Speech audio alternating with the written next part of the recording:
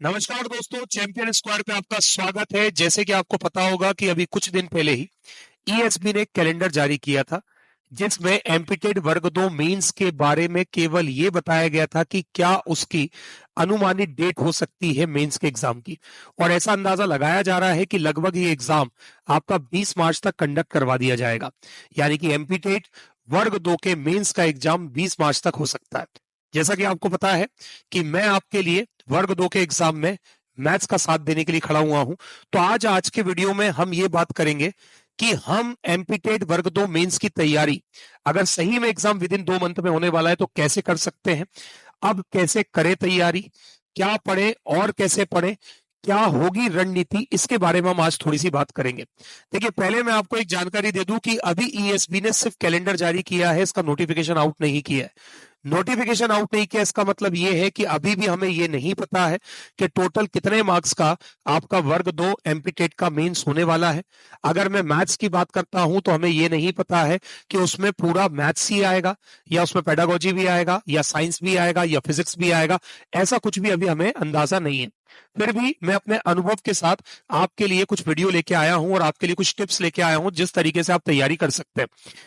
इससे पहले भी हम एक बार और वर्ग 2 का बैच चला चुके हैं और अभी हमारा फिर से चैंपियन स्क्वायर के एप्लीकेशन पे एमपीटेड वर्ग 2 का मेंस का चैनल चल रहा है, जिसको हमने टारगेट मेंस के नाम से रखा है। हमने ये कोशिश कर ली है और हम लोग इस बैच को स्टार्ट कर भी चुके हैं। ये कोशिश हम भी कर रहे हैं कि जो भी डेट आती है एग्जाम की, हम उस तक लगभग अपना सिलेबस क्या कर सके, कंप्लीट कर सके। अब अपन बात ये कर लेते हैं कि करना कैसे है और कैसे क्या होगा। जैसा कि आप सब लोग जानते होंगे कि ईएसबी पहली बार एमपीटेट में मेंस करवा रहा है, इससे पहले मेंस नहीं होते थे, तो पहली बार ही मेंस है। अभी तक क्या है, अपना प्री हुआ था और पहली बार मेंस हो रहा है, तो हमारे पास प्रीवियस ईयर क्वेश्चंस भी नहीं है। तो सबसे पहले अगर मैं आपके लिए 2-3 पॉइंट लेके आया हूं, अगर आप इस पे गौर कर सके तो आप ध्यान दीजिएगा। सबसे पहले आपको क्या करना है, पॉइंट फर्स्ट ये है कि आपको पूरे प्रीवियस ईयर क्वेश्चंस लगाने। क्या लगाने हैं? प्रीवियस ईयर के क्वेश्चंस लगाने हैं, भले ही वो प्री के एग्जाम्स के क्यों ना हो।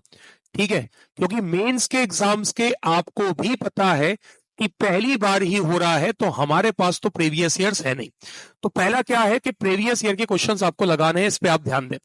दूसरा, मैं आपसे ये बोलूंगा कि ईएसबी का ज्यादातर टाइम जो फोकस रहता है वो रहता है एसएससी के एग्जाम्स पे।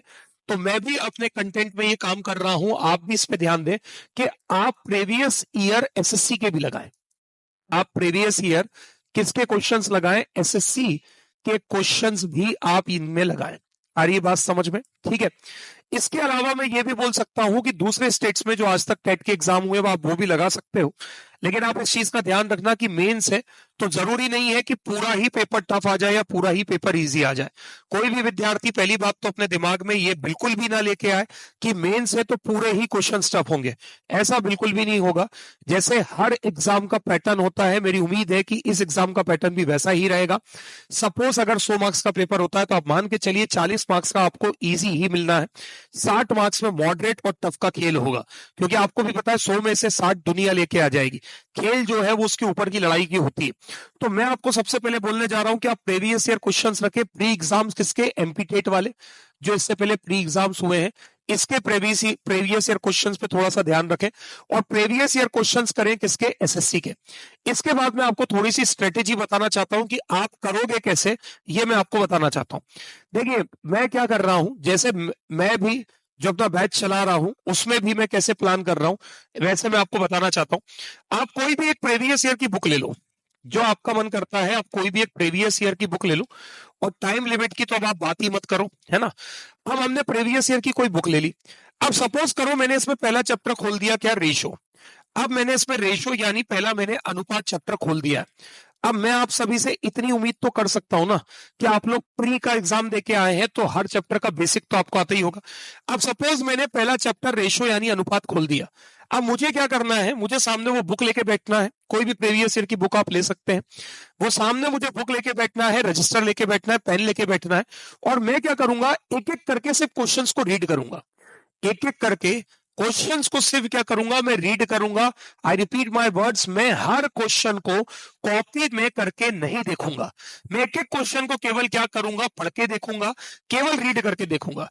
और मुझे क्वेश्चन रीड करने के बाद उस क्वेश्चन की दिमाग में भूमिका बनानी है। भूमिका मतलब मुझे यह क्लियर कर लेना है कि अगर मान के चलो कि क्वेश्चन में लिखा है कि एक त्रिभुज का आधार 12 है और एक त्रिभुज की ऊंचाई 24 है, तो बताओ उसका क्षेत्रफल क्या होगा। तो आधार और ऊंचाई पढ़ के मुझे क्लियर हो जाए कि भैया आधार ऊंचाई वर्ड आ गया, तो ये समकोण त्रिभुज यानी राइट एंगल ट्राइंगल हो सकता है, तो इसका area half into base into height से मैं निकाल दूं। तो इस तरीके से आपको क्वेश्चन पढ़ के उसकी क्या बनानी है, भूमिका यानी कि आधार बनानी है। हर क्वेश्चन आपको नहीं लगाना है। अब जैसे मान के चलिए कि उस बुक में रेशो के लगभग आपने 200 क्वेश्चन देख लिए, तो 200 क्वेश्चन देख लिए तो ऐसा भी नहीं है कि सभी क्वेश्चन को सिर्फ पढ़ना है, करके नहीं देखना है। 200 क्वेश्चंस में से कम 60 से 70 ऐसे क्वेश्चंस होंगे जिनका आपको पेन उठाने की जरूरत पड़ेगी, और उन 70 में से कम 15 क्वेश्चंस ऐसे होंगे जिनका सॉल्यूशन जब आप पहली बार देखोगे तो आपको ऐसा लगेगा कि रट लेता हूं। तो ऐसे हर चैप्टर में से आपको 15-20 क्वेश्चंस उठाने हैं और उनके साइड में अलग से नोट्स बनाने हैं कि अगर इस तरीके का क्वेश्चन आता है तो इस तरह से भूमिका बन सकती है, अगर इस तरीके से ये मुझे क्वेश्चन में फंसाता है तो उसको करने का तरीका ये होता है। इसी तरीके का काम आपको रेशो में भी करना है, एडवांस के चैप्टर्स में भी करना है, अर्थमेटिक के चैप्टर्स में भी करना है, सभी में करना है। डेली आपको या तो आप ऑफलाइन बुक से लगाना चाहे, मतलब ऑफलाइन लगाना चाहे बुक से तो वो लगा लो। डेली आपको एक मॉक लगाना है। फिर मैं वही बोलूंगा सर काय के लगाए, तो एमपीटेड वर्ग 2 का फिर बोल रहा हूं, प्रीवियस ईयर में है ही नहीं अपने पास। डेली आपको एक मॉक लगाना है। आप एसएससी का मॉक लगा सकते हैं, आप सीजीएल मेंस का मॉक लगा सकते हैं। डेली आपको क्या लगाना है, एक मॉक लगाना है। और मार्केट में कोशिश करनी है कि कोई सी सीजीएल मेंस की प्रीवियस ईयर की बुक मिल सकती है क्या, आपको प्रॉपर मेंस की कोई प्रीवियस ईयर की बुक मिल सकती है क्या, इसको आपको थोड़ा सा देखना है ना। इस बुक को भी अगर आप थोड़ा सा देख लें तो इससे भी आपका काफी काम हो जाएगा। उसके बाद मोस्ट इंपॉर्टेंट, इसके अलावा अगर अपन बात करें तो मोस्ट इंपॉर्टेंट एक बार भले ही झलक मारो लेकिन एनसीईआरटी की बुक जरूर देख लेना। भले ही झलक मारो लेकिन एनसीईआरटी बुक जरूर देखनी है, और 6 to 10 तक देखनी है। कहां तक देखनी है, 6 to 10 तक।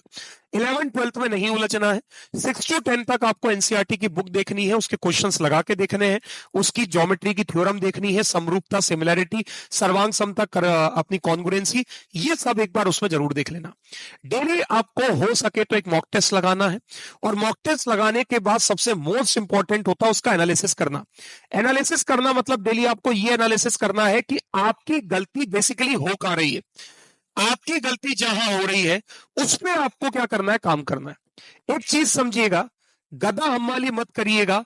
जैसे कि मैं उम्मीद करता हूं कि आप हम सब एमपीटेड वर्ग 2 के लिए तैयारी कर रहे हैं और करवा रहे हैं, तो इसमें आप एक चीज ध्यान रखिएगा कि आप बच्चों जैसे बिहेव ना करें कि सब पढ़ लूं, कुछ नहीं छोड़ूं, सब पढ़ लेता हूं। इस तरीके से बिहेव बिल्कुल भी ना करें। स्मार्ट स्टडी करें और कोशिश करें कि जब आप एनालिसिस करते हैं तो कसम नहीं खा रखी है कि डेली मुझे 10 मॉक लगाने और पागलों की तरह मॉक लगा दिए, ऐसा भी नहीं करना है। आप ये कोशिश करिए क्या कि आप 6 या 7 दिन तक तो मॉक लगाओ, 2 या 3 दिन उस पर थोड़ा सा होल्ड कर दो। 2 या 3 दिन होल्ड क्यों करना है, क्योंकि अब आपको आपकी गलतियों पर एनालिसिस करना है। सपोज मान के चलिए कि मैंने भैया मॉक लगाया और हर बार मेरे टाइम एंड वर्क के एकांतर वाले क्वेश्चन गलत होते हैं, तो जब तक आप सीखोगे नहीं वो जिंदगी भर गलत होंगे। तो आपको उस पर होल्ड करना है। आप अगर मेरे बैच में हैं तो आप वो मेरे थ्रू सीख सकते हैं, या यूट्यूब पे आप किसी भी टीचर के थ्रू सीख सकते हैं। और जब तक आपको नया मॉक नहीं लगाना है, जब तक आप पुरानी चीजें जो आपकी गलत हुई है जब तक आप वो सीख नहीं जाते, तब तक आपको नया मॉक नहीं लगाना है। आ रही है बात समझ में? क्योंकि अगर मैं अपनी गलतियों पर सुधार नहीं करूंगा, मैं मॉक नया लगाता जाऊंगा तो मेरा कांटा नहीं हिलेगा। अगर कुछ विद्यार्थी कंफ्यूज हो रहे हैं कि गुरुजी कौन से मॉक की बात कर रहे हो, तो मैं फिर बोल रहा हूं कि आप एसएससी के प्रीवियस ईयर का मॉक का यूज कर सकते हैं, क्योंकि फर्स्ट टाइम मेंस होने जा रहा है, इससे पहले नहीं हुआ है। तो आप इस तरीके से अपनी तैयारी कर सकते हैं।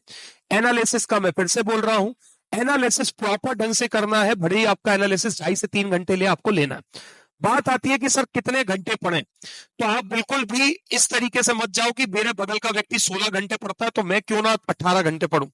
भाई पढ़ना है आपकी क्षमता के हिसाब से, हर व्यक्ति की क्षमता उसके हिसाब से होती है। मैं अगर 6 घंटे में पढ़ के ही 200 क्वेश्चन लगा सकता हूं तो मैं 12 घंटे क्यों पढ़ूं? ठीक है, पढ़ना क्वालिटी है, खुद को स्ट्रेस फ्री रखना है, खुद के माइंड को कूल रखना है और कोशिश करनी है कि जितना ज्यादा आप questions, number of questions read कर सके या लगा सके। बहुत सारे क्वेश्चन है, बहुत सारे क्वेश्चन लगाना नामुमकिन के बराबर हो जाता है। तो इसीलिए मैं आपसे बोल रहा हूं, कोई भी एक बुक लो, बढ़िया इतनी मोटी सी, 10,000 12,000 उसके अंदर प्रश्न हो, पूरे चैप्टर के बकायदा, पूरे चैप्टर के बकायदा क्या करें, क्वेश्चंस को रीड करें। जो क्वेश्चंस आपको लग रहा है कि रीड करके बन जाएंगे, उन क्वेश्चंस पे पेन की इंक और अपने समय को व्यर्थ ना करें, उनको मन में ही सॉल्व करें। और अगले जो क्वेश्चंस आपको लग रहा है 5% भी कि मुझे दिक्कत दे सकता है, उसको एट अ टाइम पेन से सॉल्व करके देखें। डेली 1 घंटा समय दें अपने कैलकुलेशन पर। आपको डेली डेली 1 घंटा समय कैलकुलेशन, कैलकुलेशन मतलब सिंप्लीफिकेशन चैप्टर करें, सरलीकरण करें, घातांक एवं करनी करें, नंबर सिस्टम करें, बोर्ड मास करें, ये सब चैप्टर्स आप ज्यादा से ज्यादा करें। डेली 1 घंटा आपको कैलकुलेशन पे देना है, ताकि वहां पे जाके आपसे चीजें बननी चाहिए। दूसरी चीज याद रखिएगा, दुनिया का कोई भी मेंस होता है, ज्यादातर क्वेश्चन आते हैं कि जब आप डिवाइड करोगे तो आपका आंसर 4 डिजिट तक जाता है। तो कोशिश करें कि अगर मुझे कभी उसने कोई ऐसा नंबर दे दिया 87,000 और इसको मुझे अगर 19 से डिवाइड करना है, तो मुझे 19 का टेबल पता हो और मैं इजीली डिवाइड कर लूं। कम से कम आपको कुछ नहीं तो कम से कम 20 तक के टेबल याद होने चाहिए, लेकिन अगर आप 30 तक कर पा रहे हो तो बहुत ही जानदार। कम से कम आपको 50 तक के स्क्वायर याद होना चाहिए, लेकिन कंठस्थ 100 तक कर लेते हो इन 2 महीने में तो बहुत शानदार। कम से कम आपको 20 तक के क्यूब होना चाहिए, लेकिन क्या आप 40 तक कर पाते हो तो बहुत जानदार। इस चीजों पे डेली आपको कैलकुलेशन प्रैक्टिस करना है। कम से कम 1 घंटा ज्यादा लगता है तो आधे घंटे कर लो, आधे घंटे ज्यादा लगता है तो 20 मिनट कर लो, लेकिन कैलकुलेशन प्रैक्टिस जरूर करनी है। डेली न्यूज़पेपर की तरह क्वेश्चंस को रीड जरूर करना है। डेली आपको कुछ ना कुछ, एक ना एक मॉक लगाने हैं और डेली नया पढ़ना है। एक डायरी बनाए, उसमें नोट करें कि मैंने आज क्या नया पढ़ा। आ रही बात समझ में? क्योंकि मैं पहले भी बोलता था, मैं अभी भी बोल रहा हूं, हमारा पेपर ऐसी लड़ाई है जिसमें हमें सामने वाला दुश्मन दिख ही नहीं रहा है। अभी तक ना तो हमें सिलेबस पता है, ना हमें यह पता है कितने मार्क्स का पेपर है, ना हमें यह पता है कि इससे पहले कभी पेपर हुआ था तो वो कैसा होता था, क्योंकि इससे पहले कभी हुआ ही नहीं, पहली बार हो रहा है ना। तो उम्मीद करता हूं कि मेरी ये बातें आपके लिए काम आई होंगी। आप इस बातों पे थोड़ा सा ध्यान दें, ये जो मैंने चीजें लिखी इन पे थोड़ा सा ध्यान दें। मुझे मैसेज आते कैसे तैयारी करें, क्या करें, तो ये वीडियो केवल आप लोगों के लिए। मैं मैथ्स का टीचर हूं, इसलिए मैं मैथ्स के बारे में बता पा रहा हूं। एसएससी के प्रीवियस ईयर के क्वेश्चंस को बिल्कुल रीड करें। आपके प्री एग्जाम्स के जो एमपीटेट के क्वेश्चंस हो उनको एक बार देखें, मैं भी अपने कोर्स में बिल्कुल करवाऊंगा। हमारा एमपीटेट वर्ग 2 का मेंस टारगेट बैच स्टार्ट हो चुका है, जिसमें मेंसुरेशन फर्स्ट चैप्टर चल रहा है और हम इसको 2 महीने में जितना हो सकता है उतना करवाने की कोशिश करेंगे। कई विद्यार्थी उसको ले भी चुके हैं। आप जुड़ना चाहे आप बिल्कुल जुड़ सकते हैं। एनसीईआरटी बुक का आप बिल्कुल भी यूज करना ना भूलें, इसको आपको बिल्कुल पढ़ना है। तो उम्मीद करता हूं मेरी जानकारी आपके लिए लाभदायक रही होगी। कमेंट में जरूर बताना आपको ये जानकारी कैसी लगी। Thank you so much. जय हिंद।